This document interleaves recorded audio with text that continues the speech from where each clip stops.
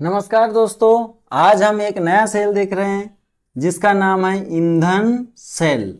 ईंधन सेल, ठीक है दोस्तों। सेल जो है प्राथमिक सेल और द्वितीयक सेल होते हैं, दो अलग अलग प्रकार के। प्राथमिक सेल में जो नॉन रिचार्जेबल सेल होते हैं उनको रखा जाता है, द्वितीयक सेल में जो रिचार्जेबल सेल है उनको रखा जाता है, और ये तीसरे प्रकार का सेल है जिसे कहा जाता है ईंधन सेल। ये थोड़ा विशेष प्रकार का सेल होता है दोस्तों।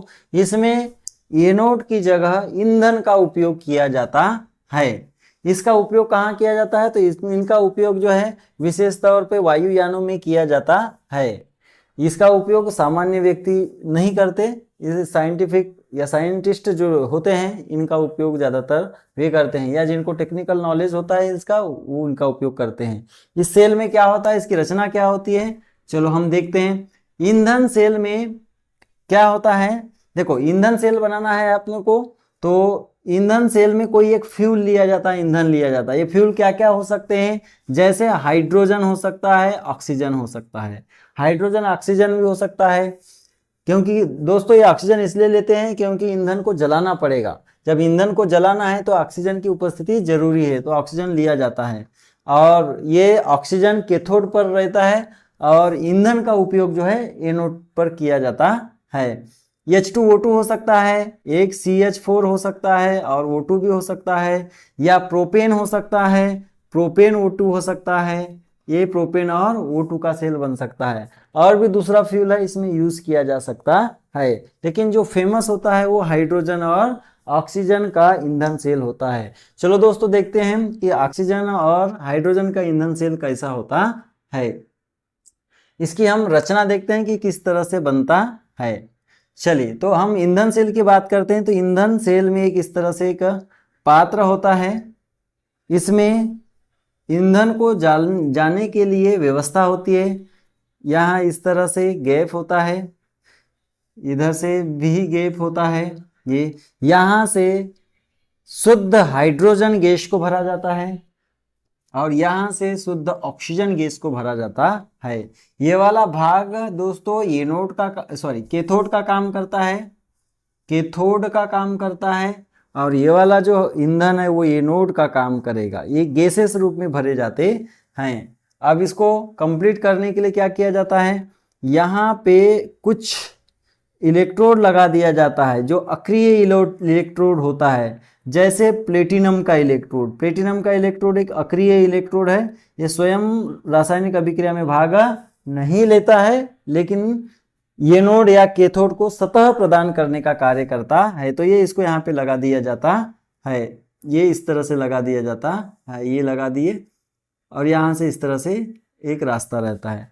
ठीक है दोस्तों, अब यहाँ पे जो विद्युत अपघट्य है, विद्युत अपघट्य के रूप में या तो KOH का विलयन लेते हैं या NaOH का विलयन लिया जाता है।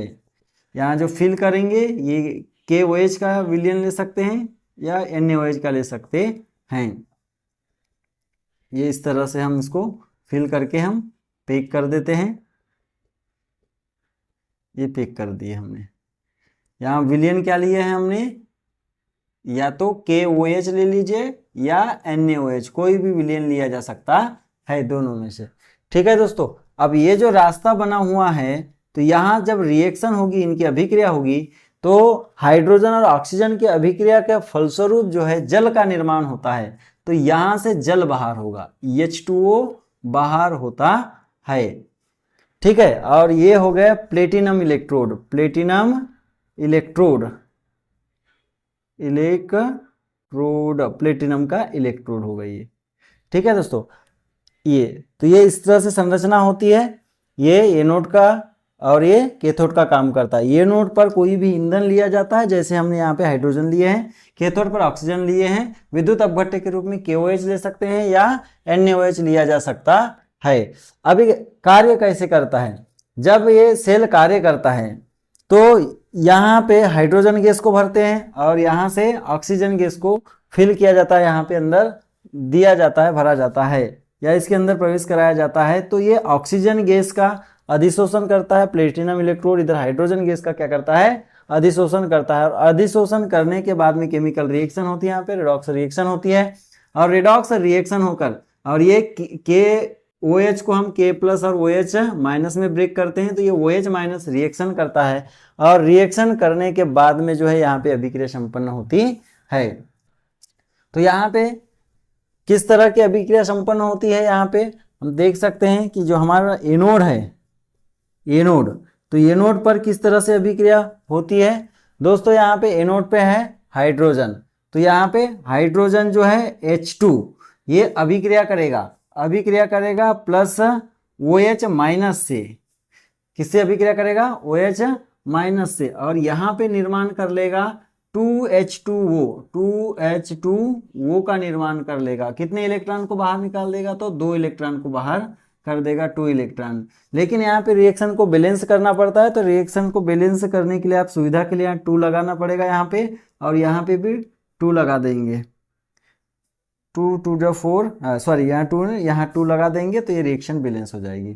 ठीक है दोस्तों, अब हम क्या काम करेंगे, कैथोड पर अभिक्रिया देखेंगे। कैथोड पर किस तरह से अभिक्रिया होती है।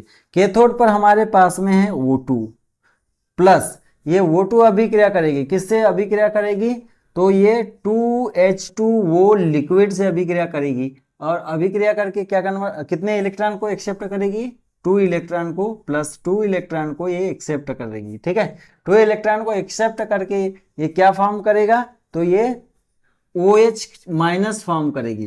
कितने OH माइनस फॉर्म करेगी, तो 4 OH माइनस बनाएगी, और ये जो OH माइनस बनेगा ये एक्वाटिक फॉर्म में बनेगा। कुल अभिक्रिया हम देखते हैं, कुल अभिक्रिया, रिएक्शन बैलेंस नहीं है तो रिएक्शन बैलेंस करने के लिए देख सकते हैं, या 2 ऑक्सीजन है 2, चलो देखो ये 2 इलेक्ट्रॉन से ये 2 इलेक्ट्रॉन कैंसिल आउट हो जाएंगे, और इधर बचा हुआ है H2, इसको हम बैलेंस करना चाहें, एक काम करते हैं दोस्तों, अगर इसको बैलेंस करना चाहे, 4 माइनस का चार्ज है इधर, तो इधर 2 इलेक्ट्रॉन है, चार्ज बैलेंस नहीं हो रहा है, तो बैलेंस करने के लिए इस पूरे इक्वेशन में 2 का मल्टीप्लाई कर देंगे, तो 2 का मल्टीप्लाई करेंगे तो ये हो जाएगा 4, और ये भी हो जाएगा 4, और ये हो जाएगा 2, तब यहाँ पे इलेक्ट्रॉन हो जाएंगे 4 इलेक्ट्रॉन। जब इसको इधर लेके आ जाएंगे तो यहाँ पे लिखना पड़ेगा 4 इलेक्ट्रॉन, क्योंकि इधर चार्ज है 4 इलेक्ट्रॉन, इस तरह से लिखना पड़ेगा, तब ये 4 इलेक्ट्रॉन से कैंसिल आउट हो जाएंगे। ये 2H2O, ये 4OH माइनस, ये 4OH माइनस से कैंसिल आउट हो जाएगा। ये 2H2O को हम काट देंगे, 2H2O, 2 2 जा 2H2O, तो यहाँ बच जाएगा 2H2O। अब हम टोटल रिएक्शन को लिख देंगे, तो यहाँ पे आ जाएगा 2H2 प्लस O2, ये टोटल रिएक्शन हो रही है 2H2 प्लस O2, और इधर हो गया 2H2O। इस तरह से जो है हाइड्रोजन ऑक्सीजन के साथ में रिएक्शन कर रही है, और रिएक्शन करके H2O का निर्माण करता है, और ये टोटल रिएक्शन है, कुल अभिक्रिया होती है। और इस प्रकार से ये सेल वर्क करता है, और जब सेल वर्क करता है तो 0.9 वोल्ट की विद्युत धारा देता है, स्थिर वोल्ट की विद्युत धारा देता है। और दोस्तों ये वाला जो सेल है ये 70 से लेकर 170 अंश सेंटीग्रेड तापमान तक जो है इतना वोल्टेज दे सकता है, और ये इस तरह से कार्य करता है। ये है आपका ईंधन सेल। यदि वीडियो पसंद आया तो लाइक एंड शेयर कीजिए एवं चैनल को सब्सक्राइब कीजिए। धन्यवाद।